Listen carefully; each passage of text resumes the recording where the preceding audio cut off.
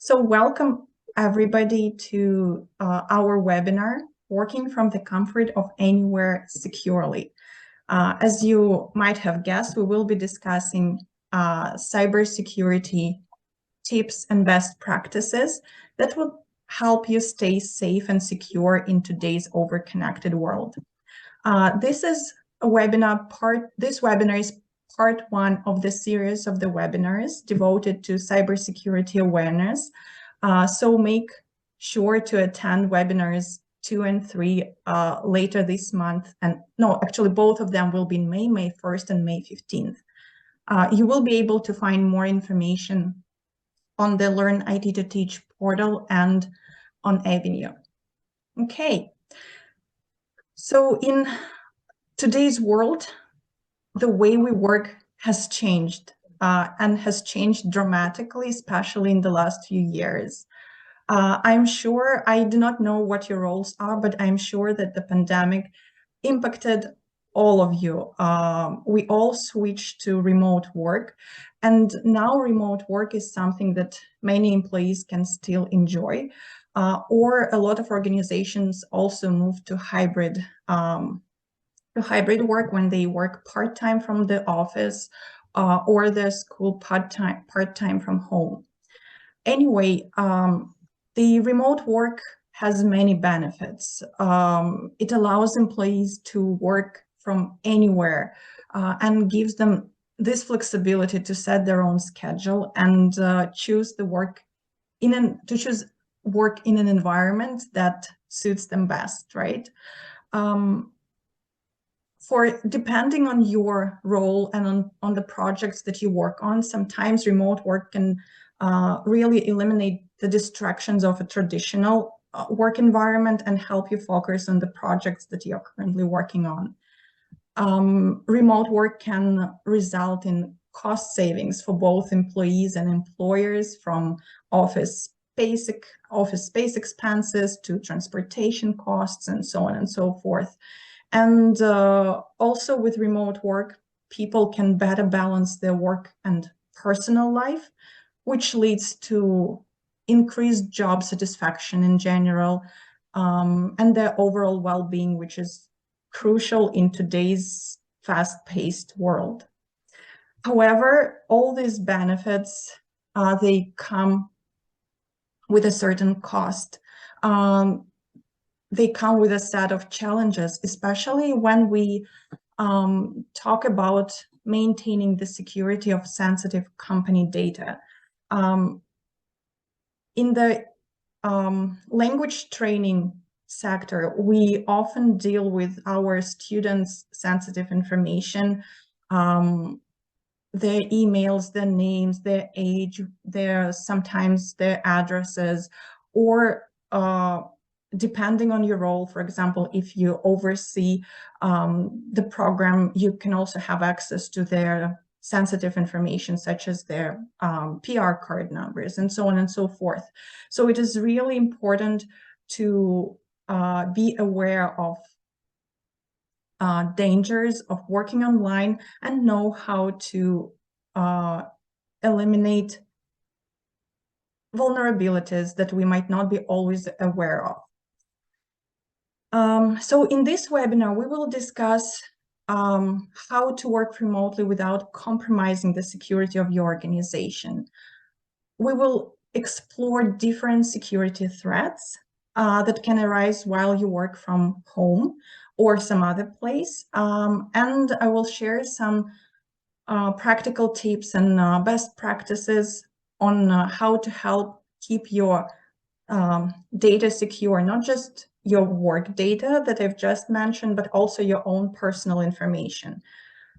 Whether you are a seasoned remote worker or you're new to the world of remote work, I'm sure you will get some valuable tips to help you work from the comfort of anywhere securely. Let it be your home office, a picnic blanket in your park, or a library, an airport, a hotel, wherever inspiration strikes, and whenever you have chance to sit and focus on what you need to do. Okay, so first, let's discuss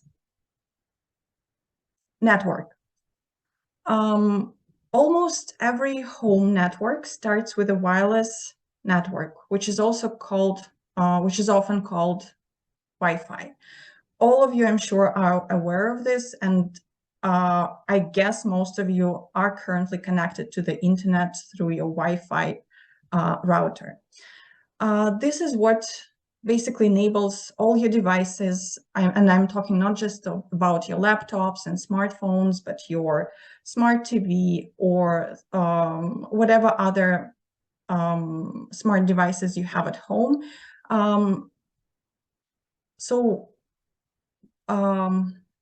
Most wireless networks are controlled either by a router that you received from your internet service provider or a separate wireless access point, for example, if you have an additional one.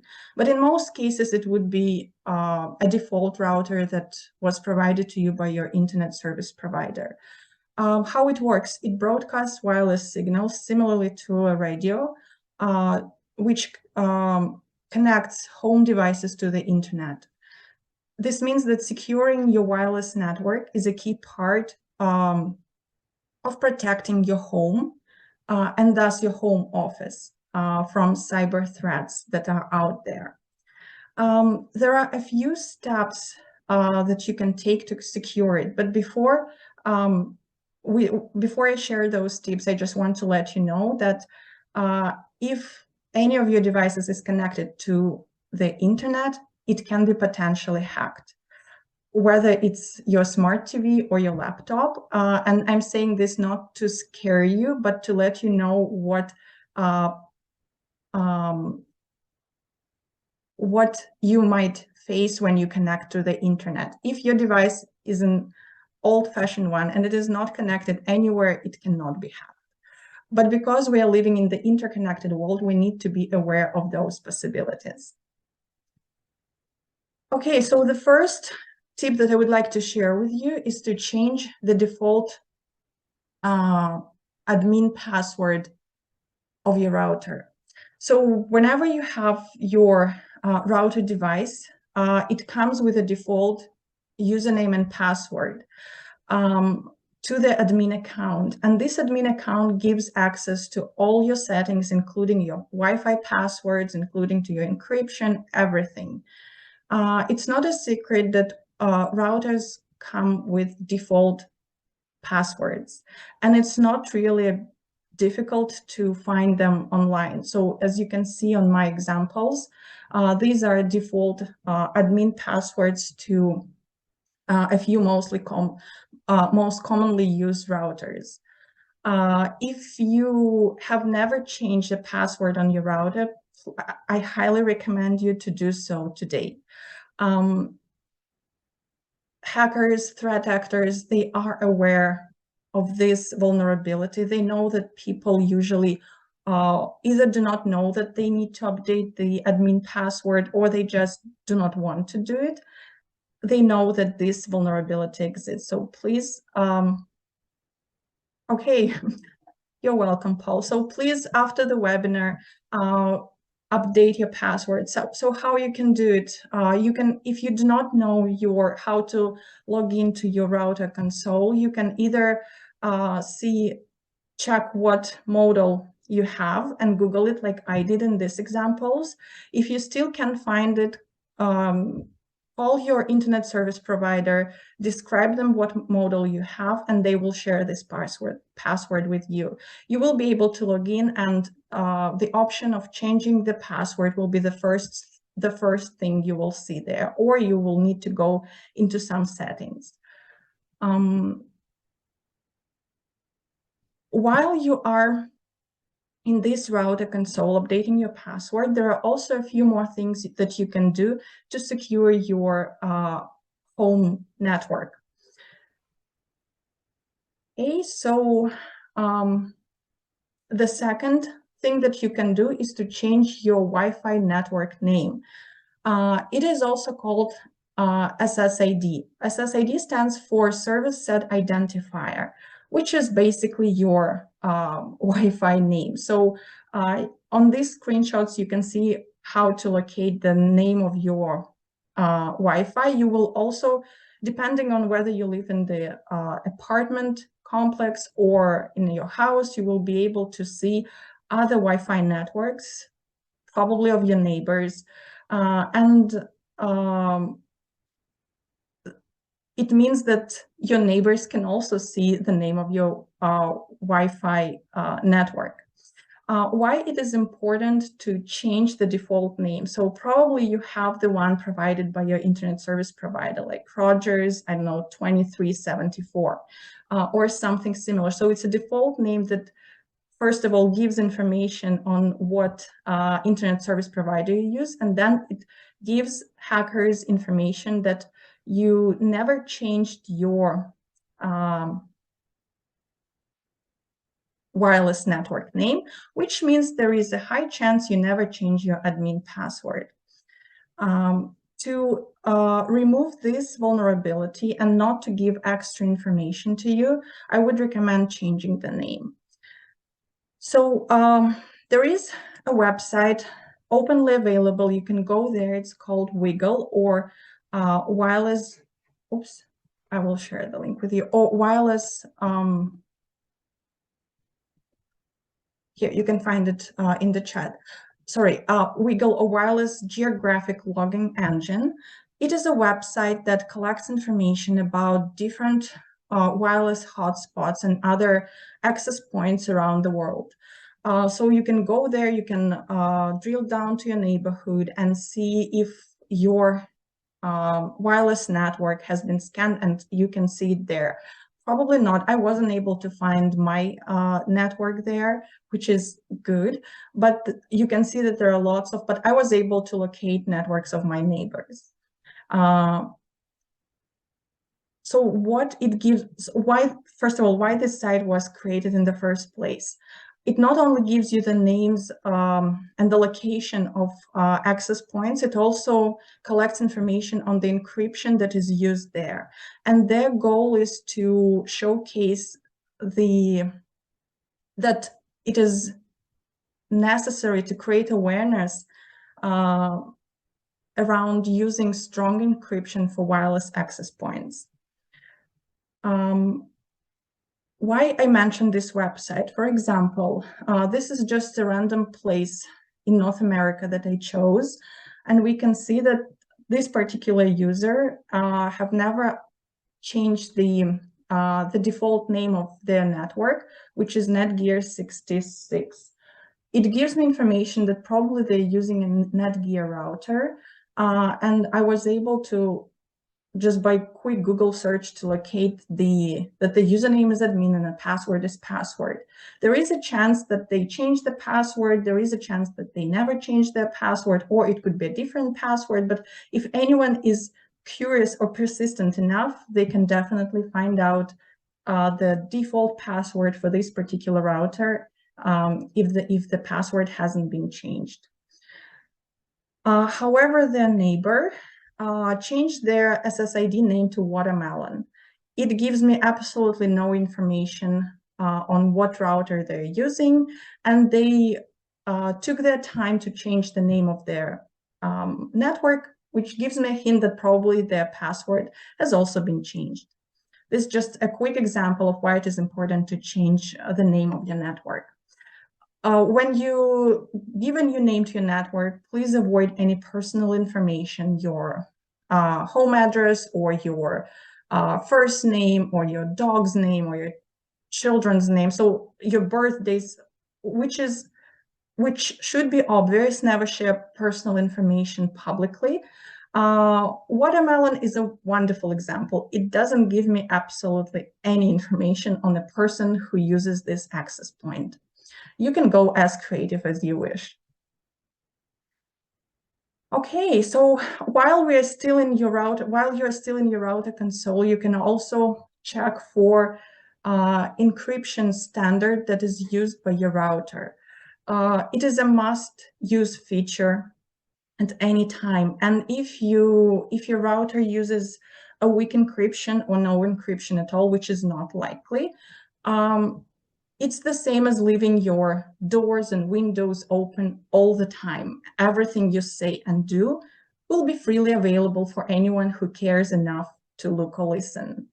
So please review your Wi-Fi encryption settings. You can find them as well in once you log into your router console, and make sure you do not use any outdated protocols. There is a high chance that your router uses WPA2. However, there is a new generation WPA3, but there is the chances that your internet service provider has implemented it yet are low. Anyway, if it's WPA2, this is great. The original WPA is outdated, so if you can see that this is the only option you have, for example, you have an older router, it needs to be replaced right away. And you should never use web encryption because it is old, it is weak, and it can be easily cracked. So again, if web is your only option, please contact your internet service provider and ask for a replacement or buy a new router yourself. Also, in your router console, you might have an option of setting up a guest network. Not all routers have this option. However, if yours have, this is a great feature. Why? Because a guest network provides an access point to the internet that is separate from your primary network. And you can use it to share and you can share the password to this extra network with your guests, visitors, your kids' friends, or as well as any smart devices that you have at home. IoT, Internet of Things devices, are often vulnerable to attacks because they lack those robust security features that, for example, our laptops and our phones have. And they're constantly connected to the internet, and they are an easy target for threat actors. Hackers do know that smart TV can be easily hacked. People usually don't bother updating their smart devices firmware or changing default passwords. Again, if you're taking time to change the default password on your router, please do the same for your smart TV or any other connected devices you have at home. Anyway, if you have all those easily hacked devices connected to your guest network, not your primary network, you give yourself another layer of security. Because if hackers cannot access your network through your router, the next step for them probably would be your TV or any other device. Okay, so what if you're working not from home but from anywhere else? You always have an opportunity to connect to a public Wi-Fi. Let it be a public Wi-Fi in your library, Starbucks, airport, whatever you pick. However, again, this is not too scary, but just to give you information so that you can make informed decisions. Connecting to a public Wi-Fi is risky because you never know who can be intercepting your information. For example, your passwords, credit card details, and so on and so forth.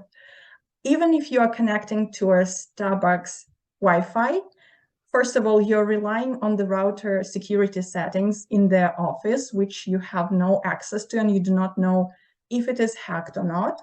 And second, you never know that you are connecting to the router located in the Starbucks office at the back, right? It can be a hotspot shared by a guy sipping coffee next to you with a laptop open.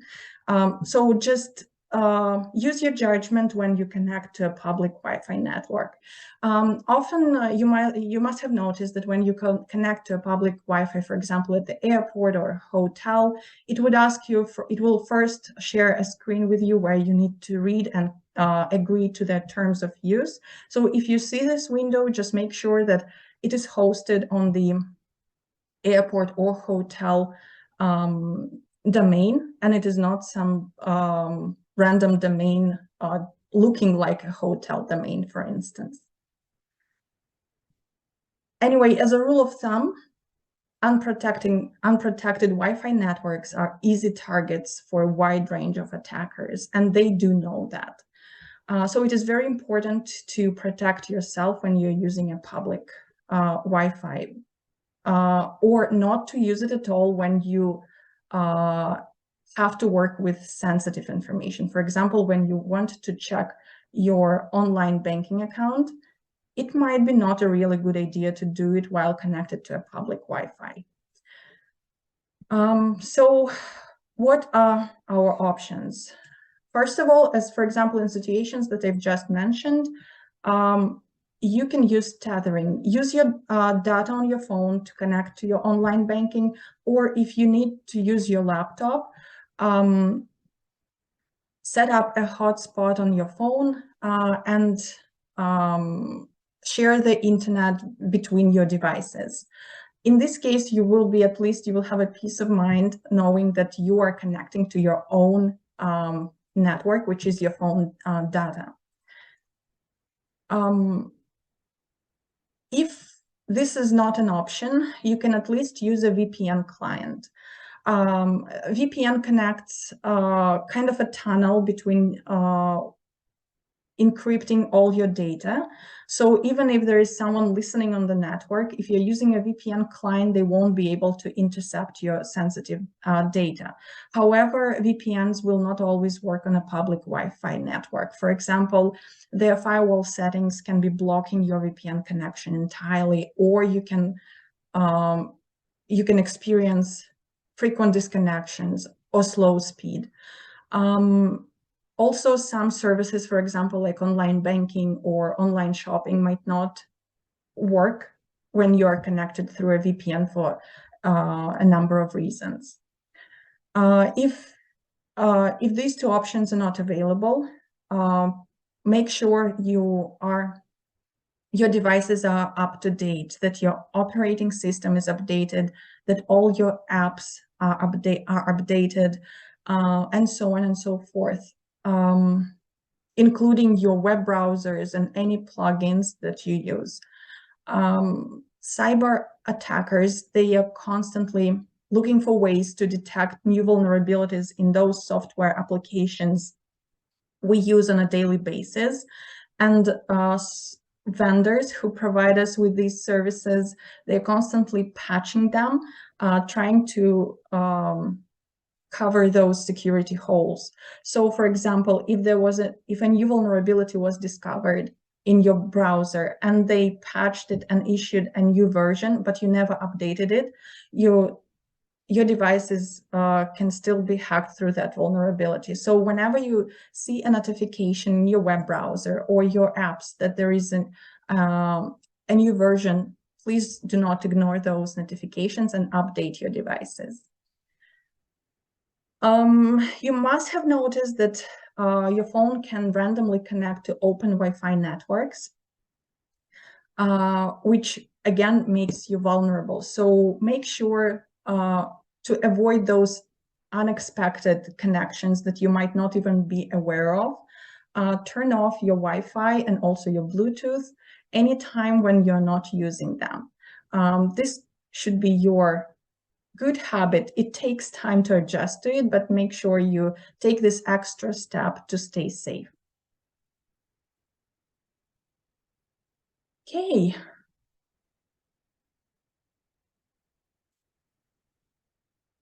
Now let's discuss passwords. We all use passwords. There is no way we cannot use them at this point. So different services would ask you, whenever you open an account, you will have to set up a password. According to Microsoft Digital Defense report issued in 2022, the volume of password attacks has risen significantly, and they estimated at 921 attacks every second. I will let it sink in.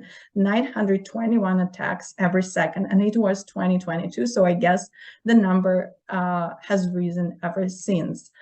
And it was a 74% increase in just 1 year, which means instead of targeting your devices. Hackers start targeting your, more and more, they start targeting your credentials. The basic defense from it is to make sure your passwords are secure. But what does it mean? The 4th of May this year is not only Star Wars Day, but it's also a World Password Day. The World Password Day falls on the first Thursday of May, and it was introduced 10 years ago. The goal of the day is to help people better secure their accounts by providing tips on strong passwords and raise awareness on better password hygiene. So I would like you to ask a few questions. First of all, how do you create strong passwords, or what does a strong password mean to you? And what are some password best practices you follow to keep your account secure, or maybe some useful tips you heard somewhere on how to create strong passwords? So feel free to type in the chat box or unmute yourself. So how do you create your passwords? But please do not share your passwords, just some tips and techniques that you use. Not use personal names, pets' names. Wonderful, yeah. Mix of lowercase, uppercase symbols, okay. Phrases, some numbers and symbols, good. Mixture of letters, numbers, and symbols. Okay. Wonderful, thank you. It has to be long enough, exactly. Thank you, Valerie.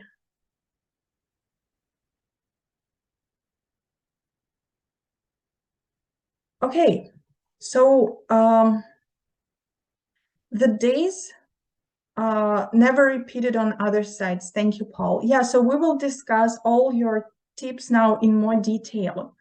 There is a joke that through 20 years of effort, we've successfully trained everyone to use passwords that are hard for humans to remember, but easy for computers to crack. So you must have used in the past, or maybe you use now, the combination of symbols and numbers, the gibberish that no normal person can remember. However, the days of those crazy complex passwords are over. So the key to password is to make them long. And the more characters you have, the better. They are called passphrases. So it's a type of a strong password that use a short sentence or random words. I will give you a moment to appreciate this comic that explains how a passphrase is more user-friendly, but is much more secure at the same time.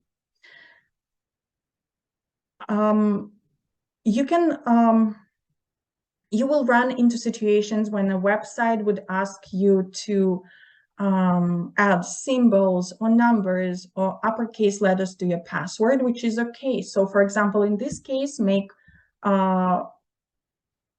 those words in correct horse battery staple with capitals, make them start with capitals.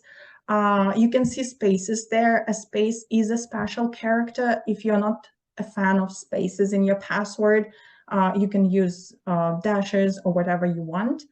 And if you inject a random number into appended to one of the words, now you have all the security requirements asked by the online service you're using.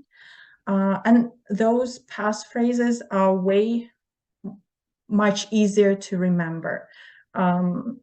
You can use different mnemonic techniques to remember the passwords, for example, like in this case. Or I would just leave one more comment here. Do not use any common phrases. For example, I love coffee, because what hackers would do, so when they use different tools to crack your password, they would use huge databases of already known passwords. They call them dictionaries or rainbow tables if they've been encrypted.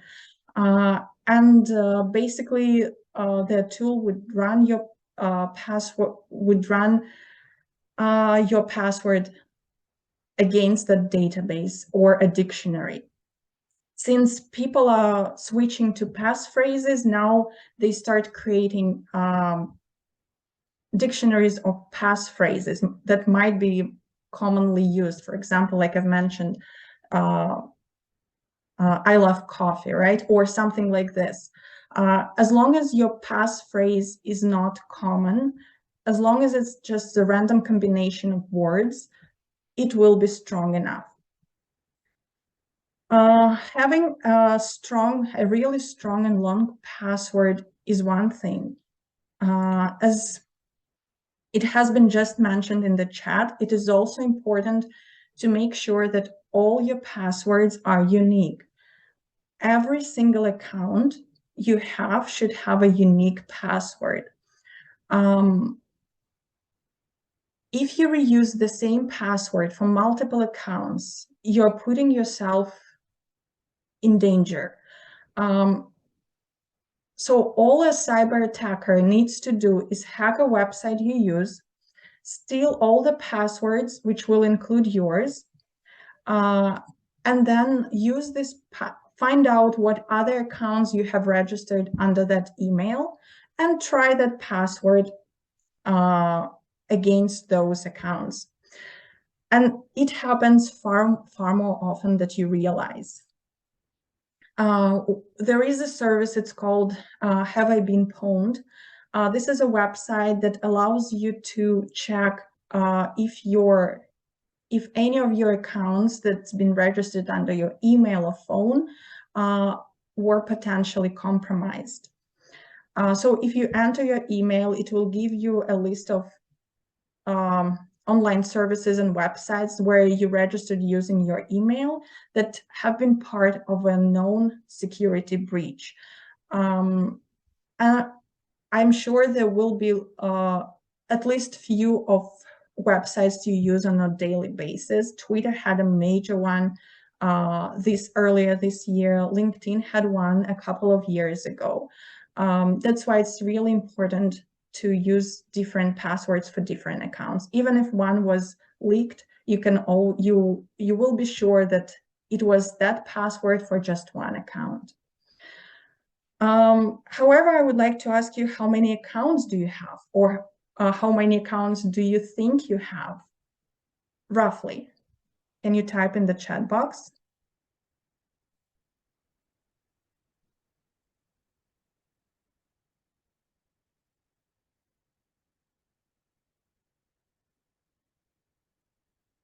Too many. That's true.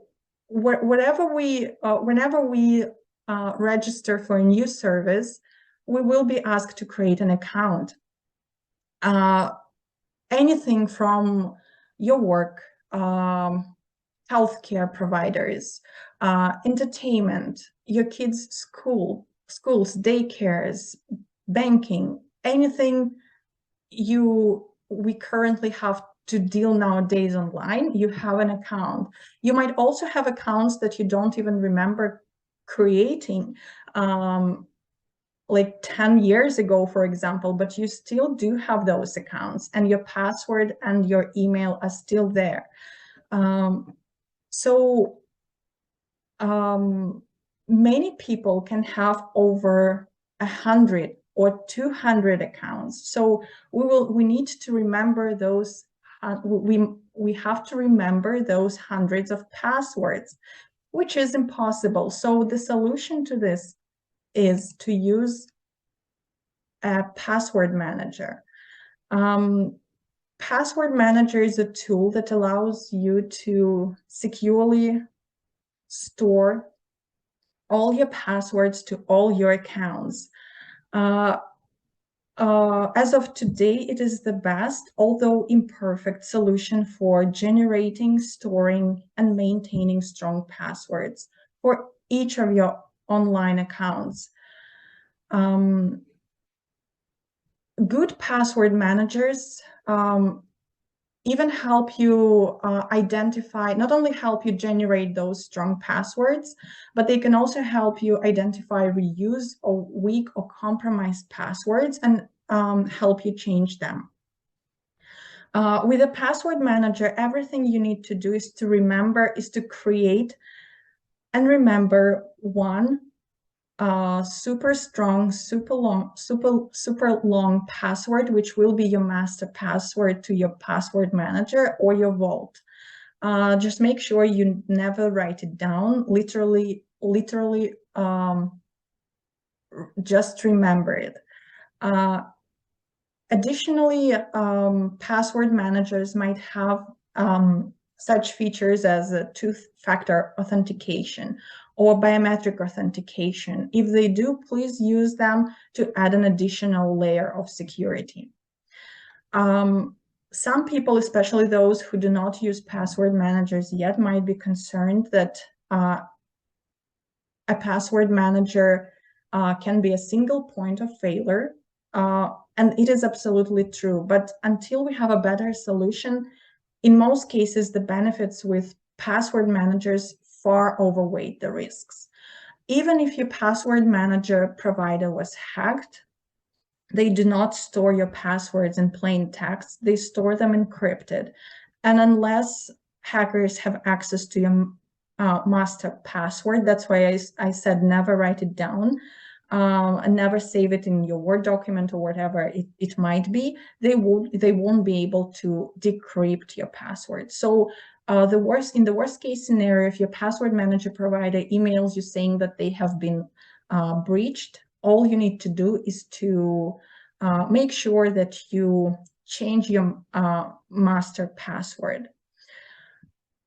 Is there a password manager you'd recommend? Well, there are lots of password managers out there now. With some of them, you will need to pay for a monthly service. Some of them are open source and they're free. So I would give you the most common OnePass.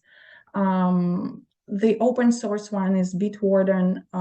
So there are lots of them. Just do your research and try to figure out whatever works for you. They would have different features. For example, you can have a password manager for different family members and so on and so forth. It depends on what you need and also what you're comfortable with. How about saving passwords in a locked note on your phone? How secure is that?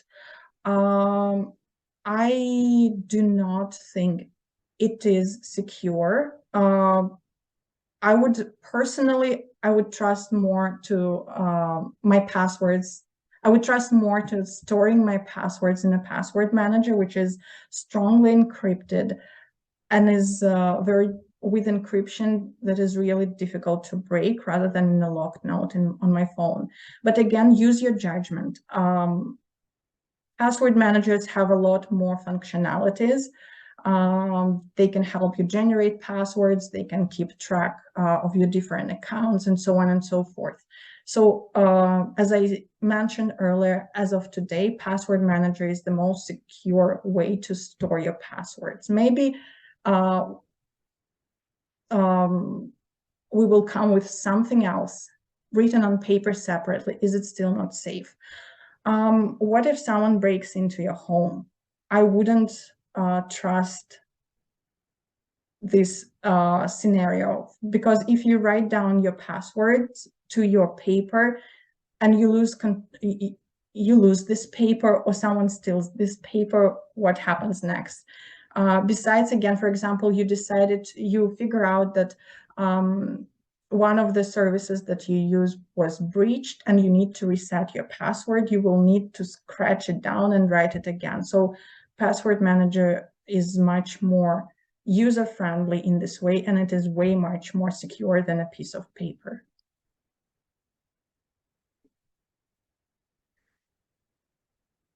Okay, so when I was talking about password managers, I mentioned multi-factor authentication.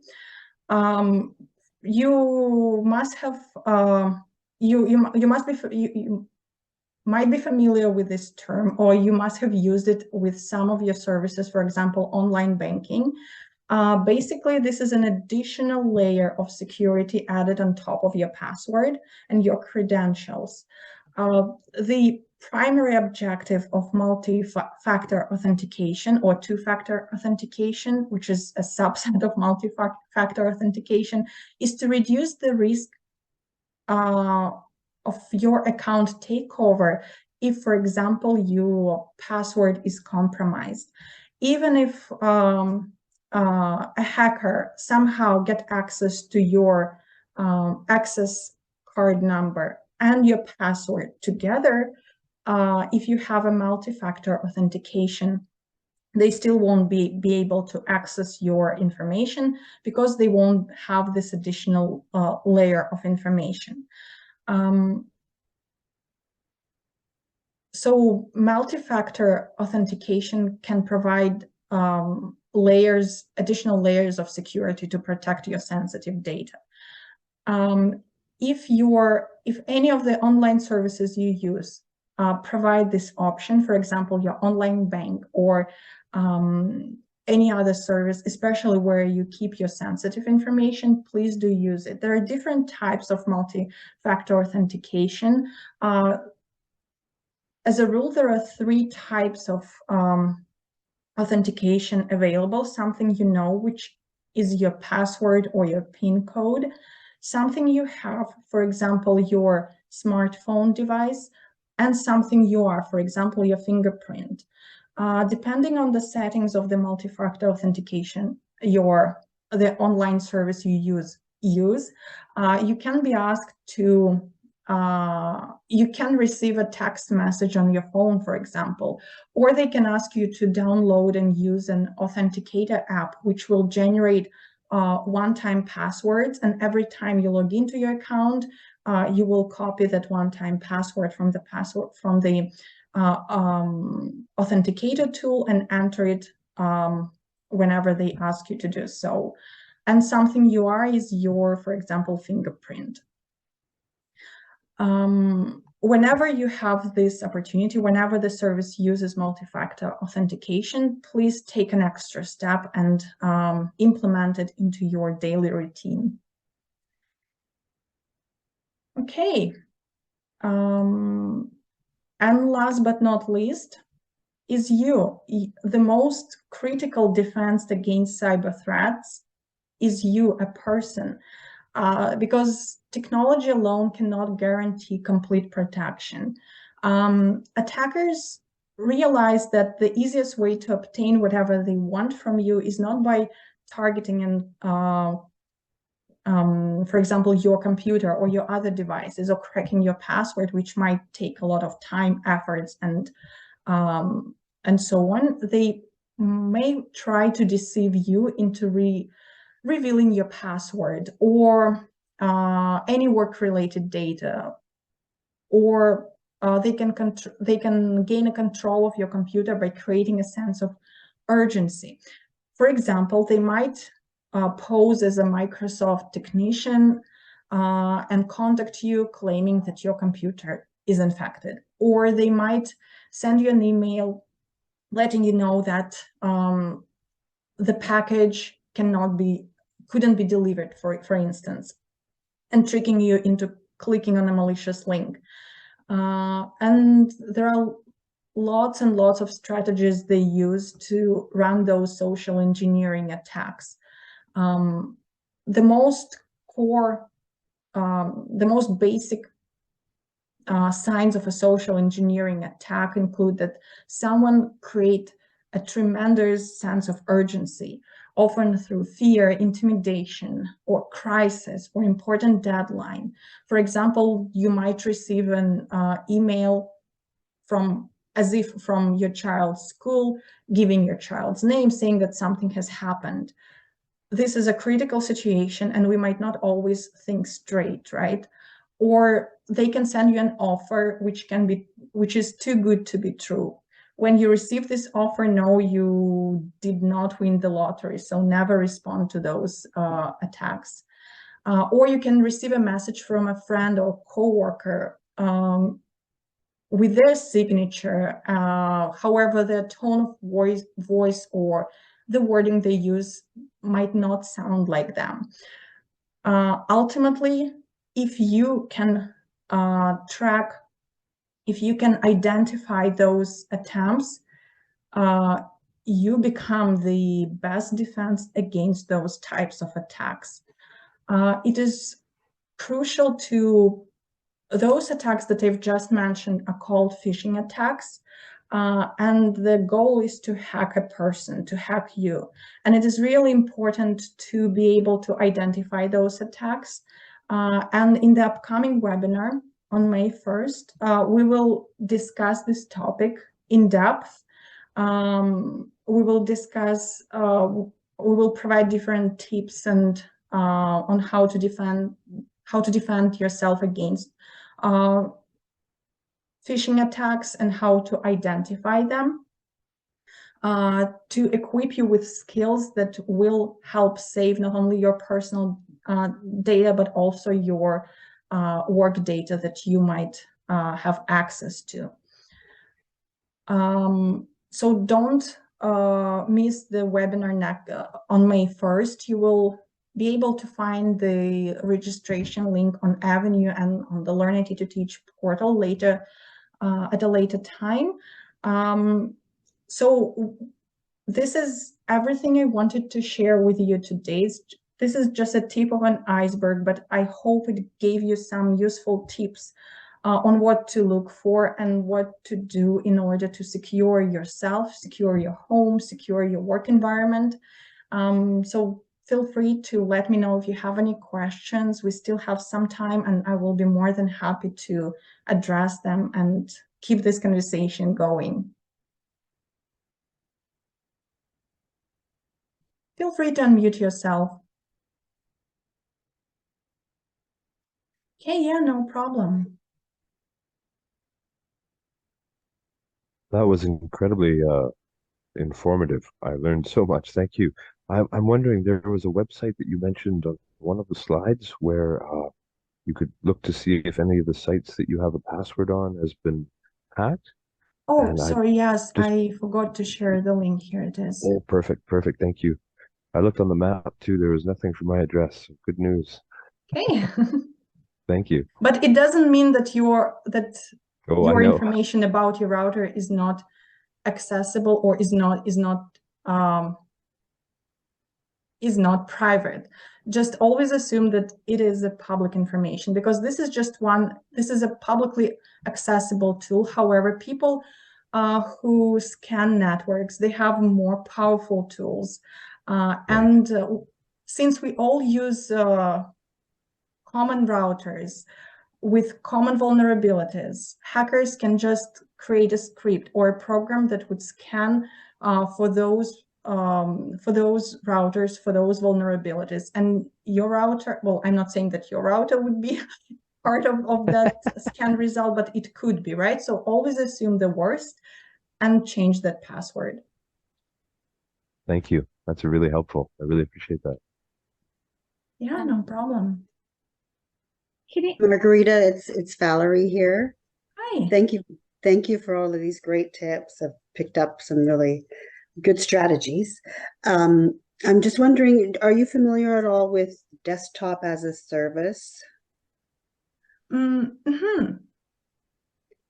My employer is suggesting that we use that, and I'm just wondering if you know anything about how it works in terms of we use it on our personal devices or laptop.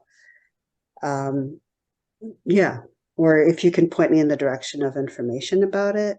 I don't know if Yeah, definitely. So your employer or IT staff who will be working with this, who will be implementing this service, will need to do their due diligence and research on whatever vendor they choose. But if this is a trusted vendor, for example, I don't know, a Microsoft or something like this, I wouldn't worry too much. if this is something that has been identified by your organization as a service that you need to use, then just make sure that this is a trustful vendor and read their policies, read their security guidance, and so on and so forth. And again, if you use that service, make sure you have a strong and a unique password. Okay, perfect. Thank you. Yeah, no problem. Hi, Margarita. This is Marjan. Hi. Okay, so this might be a silly question, but here we go. So I have this supposedly strong password. Okay.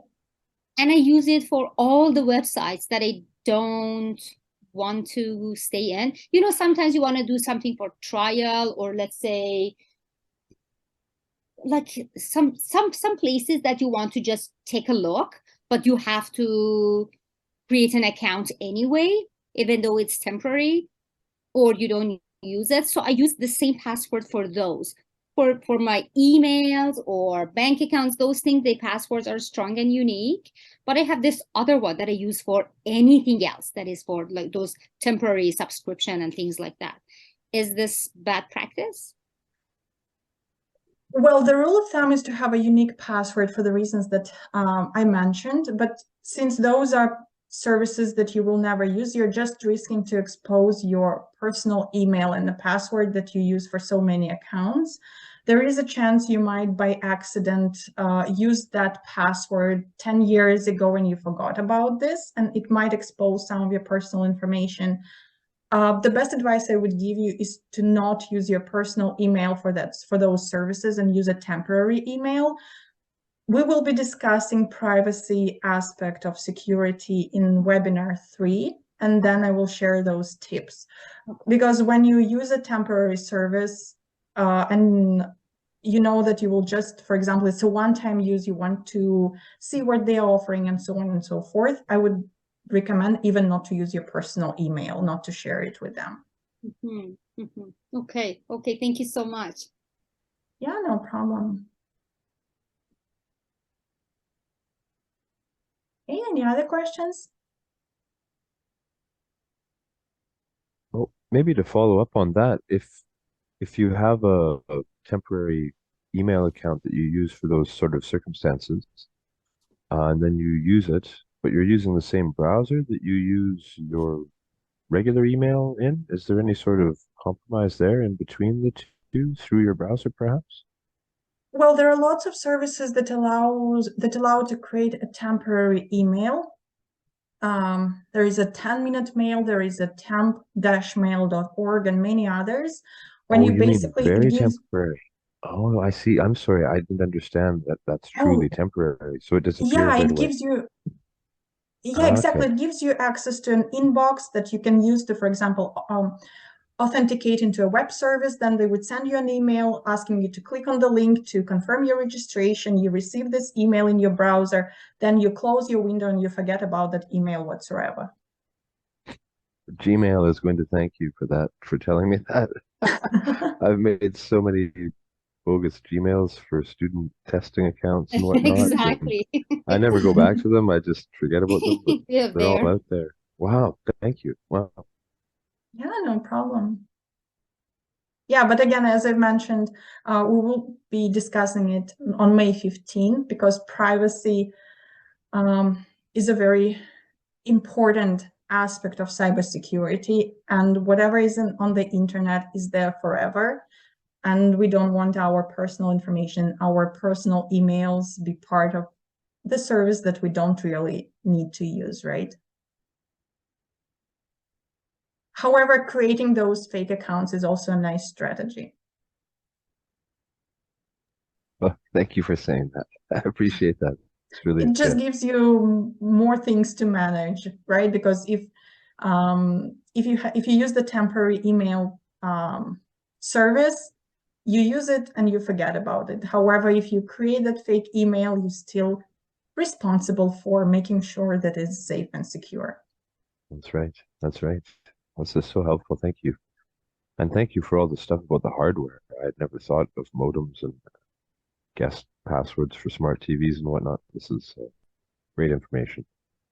Yeah, so since May the 4th is password day, devoted to updating all your passwords on all your devices, or the sooner you do this, the better. However, make sure you at least update the password on your router. This is really a very serious vulnerability that many people are not aware of, but hackers are aware of.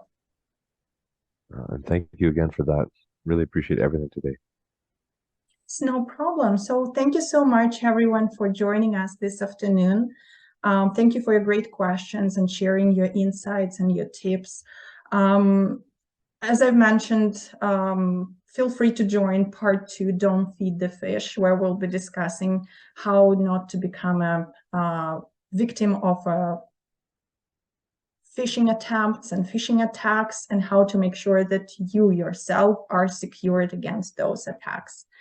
The recording for this webinar will be published on the Avenue website, and feel free to ask your questions if you have any in the same thread, and we will keep this conversation going.